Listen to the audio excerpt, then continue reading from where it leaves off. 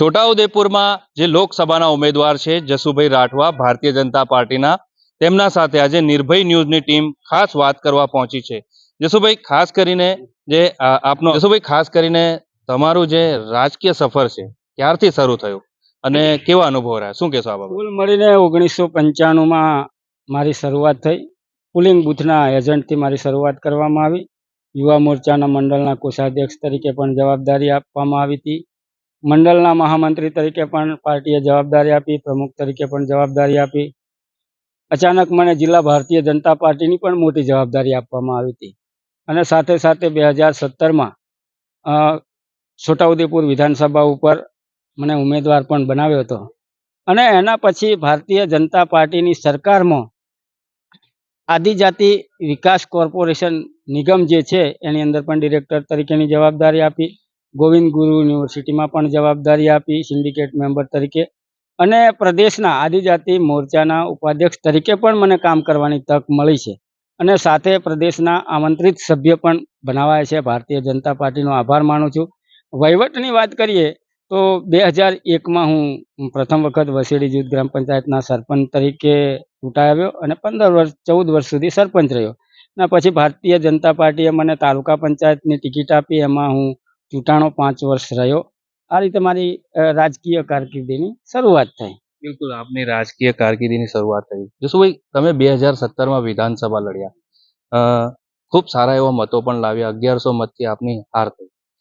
એના પછી તમે જે પાર્ટીના અંદર એક સક્રિય કાર્યકર્તા તરીકે તમે ગામડે ગામડે લોકોના સંપર્કોમાં રહ્યા અને 2022ની વિધાનસભા આવી, તો તમને એવું લાગતું હશે કે મારી 2022માં ટિકિટ નક્કી જ હતી. એ તો તમને એવું લાગતું જ હશે કે 2022માં તમે વિધાનસભા લડવાના છો. પરંતુ એ જ સમય દરમિયાન મોહનસિંહ બાપુ અને રાજેન્દ્રસિંહ રાઠવાજી તેઓ ભારતીય જનતા પાર્ટીના અંદર પ્રવેશ કર્યો અને તેમને વિધાનસભાની ટિકિટ આપી. તે વખતે તમને કેવું લાગ્યું, શું કહેશો? કુલ મળીને 1-2 દિવસ તો થોડું દુઃખ થયું, પરંતુ આજે હું એ કહી શકું કે જે સમયે થયું એ ખૂબ સારું થયું હતું. જે તે વખતે કદાચ મોહનસિંહ બાપુ ન આવ્યા હોત ભાજપમાં તો છોટાઉદેપુર વિધાનસભાનો ઉમેદવાર હું હોત એવું કહી શકું. પરંતુ મને દિલ્હી જવાનું લખેલું હશે એટલે એ ભારતીય જનતા પાર્ટીમાં આવ્યા. અમે એમને સહજ ભાવે સ્વીકાર્યા. દૂધમાં સાકર ભળે એમ ભળી ગયા અને એમને ખૂબ સારા મતોથી જીતાડ્યા. એ પાર્ટીના કાર્યકર્તા તરીકે કામ કર્યું અને સહજ ભાવે અમને આ વખતે પાર્ટીએ દિલ્હીમાં છોટાઉદેપુરનું નેતૃત્વ કરવાની તક આપી. બિલકુલ, પાર્ટીએ આપને દિલ્હી જવાની નેતૃત્વ કરવાની તક આપી. પરંતુ આપ જે કવાંટ ગયા, કવાંટ ખાતે આપે જે સુખરામભાઈ રાઠવા જે આપના સામે કોંગ્રેસના ઉમેદવાર છે તેમના આશીર્વાદ લીધા. હવે તમારા સામે ઉમેદવાર છે, તો આમના સામે તમે કેવી રીતે માત આપશો અને કેવી રીતે જીતશો, શું કહેશો આ બાબતે? કુલ મળીને સુખરામભાઈ રાઠવા એ રાઠવા સમાજના નેતા છે, આગેવાન છે. પક્ષ અમારો અલગ છે, અમે આમને સામને ચૂંટણી લડીએ છીએ, સ્વાભાવિક છે. પરંતુ એ વડીલ છે એટલે અમે એને સ્વાભાવિક, હું ઉમેદવાર જાહેર થયો એટલે વડીલોને મળવું, એને માન સન્માન આપવું અને આશીર્વાદ લેવા એ મારી ફરજમાં આવે છે. અને મને એ વારસામાં મળ્યું છે એટલે હું એમને આશીર્વાદ લેવા માટે અને વડીલ તરીકે એમને માન સન્માન જાળવવા માટે પ્રણામ કર્યા હતા.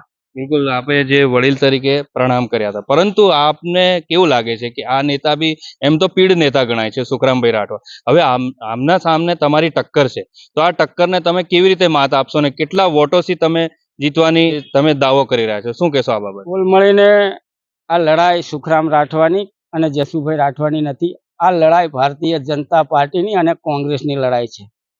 અને સમગ્ર દેશની અંદર છેલ્લા 10 વર્ષથી નરેન્દ્રભાઈ મોદી સાહેબ શાસન કરી રહ્યા છે અને લોકોના છેવાડાના માનવીની સેવા કરી રહ્યા છે. એના માધ્યમથી લોકો ખૂબ ખુશ છે અને 140 કરોડ દેશવાસીઓના હૃદય સમ્રાટ એવા નરેન્દ્રભાઈ મોદી સાહેબને આ વિસ્તારના લોકો પણ ખૂબ ચાહે છે. આપ કોઈ પણ ખૂણે જઈને કોઈને પણ પૂછશો ત્યારે એ પોતે એની દિલની વાત કહેશે જ. એવી જ રીતે મારા ભારતીય જનતા પાર્ટીના સમગ્ર કાર્યકર્તાઓ પેજ કમિટીથી લઈને બધા જ જિલ્લા સુધીના પદાધિકારીઓ, પ્રદેશના પદાધિકારીઓ સાથે મળીને લોકો સુધી જઈશું અને આ છોટાઉદેપુર લોકસભાનું જે કમળ છે એ આદરણીય નરેન્દ્રભાઈ મોદી સાહેબના ચરણોમાં અમે 6 લાખ કરતાં વધારે મતોની લીડથી અર્પણ કરીશું. બિલકુલ 6 લાખ કરતા વધારે લીડથી અર્પણ કરીશું. પરંતુ જે કોંગ્રેસના જે કેટલાક કાર્યકર્તાઓ છે, મિત્રો છે કોંગ્રેસના, તેઓ સોશિયલ મીડિયા પર એક પોસ્ટ લખી રહ્યા છે કે જાતિનું જે આદિવાસી જાતિનું જે પ્રમાણપત્ર છે તેનું હજુ સુધી નિરાકરણ નથી આવ્યું. તો આ બાબતે જસુભાઈની કેવી તૈયારીને શું કહેશો આ બાબતે? અ, જે મિત્રો લખી રહ્યા છે એ કદાચ એમની મતે સાચા પણ હોઈ શકે, પણ મારા મતે એવું છે કે હું જસુભાઈ રાઠવા એવું આપણે આપ કહો છો તો મારે જસુભાઈ રાઠવા એવું સાબિત કરવા માટે પ્રમાણ તો આપવું પડે ને. તો એ પ્રમાણ આપીએ તો સરકારની અંદર એવી કોઈ ચેલેન્જ નથી. બિલકુલ જસુભાઈ, છેલ્લો સવાલ મારો કે તમે સેન્સ પ્રક્રિયામાં બોડેલી હતા, તે જ દરમિયાન નારણભાઈ રાઠવા અને સંગ્રામભાઈ રાઠવા ગાંધીનગર કમલમ ખાતે પહોંચ્યા અને ભારતીય જનતા પાર્ટીમાં વિવિધ રીતે પ્રવેશ કર્યો. તે વખતે આપને કેવો અનુભવ થયો? શું લાગતું હતું કે આ નારણભાઈ ને સંગ્રામભાઈ આવ્યા તો જસુભાઈને કેટલો અસર પડશે એનું શું કહેશો? કુલ મળીને આપના માધ્યમથી આપને સૌને જણાવું છું કે હું સહજ ભાવે મોહનસિંહ રાઠવા સાહેબ 2022માં પાર્ટી જોઈન્ટ કરી ત્યારે પણ સહજ ભાવે સ્વીકાર્યા હતા અને નારણભાઈ કમલમમાં જઈને ભારતીય જનતા પાર્ટીમાં વિધિવત રીતે જોઈન્ટ થયા ત્યારે પણ હું સહજ ભાવે સ્વીકારું છું. કારણ કે નારણભાઈ રાઠવા જેવા કાર્યકર્તા ભારતીય જનતા પાર્ટીને મળે તો ભારતીય જનતા પાર્ટીમાં 16 કળાએ કમલ ખીલશે. એના માટે હું એમને ખૂબ પ્રેમથી આવકાર્યા હતા.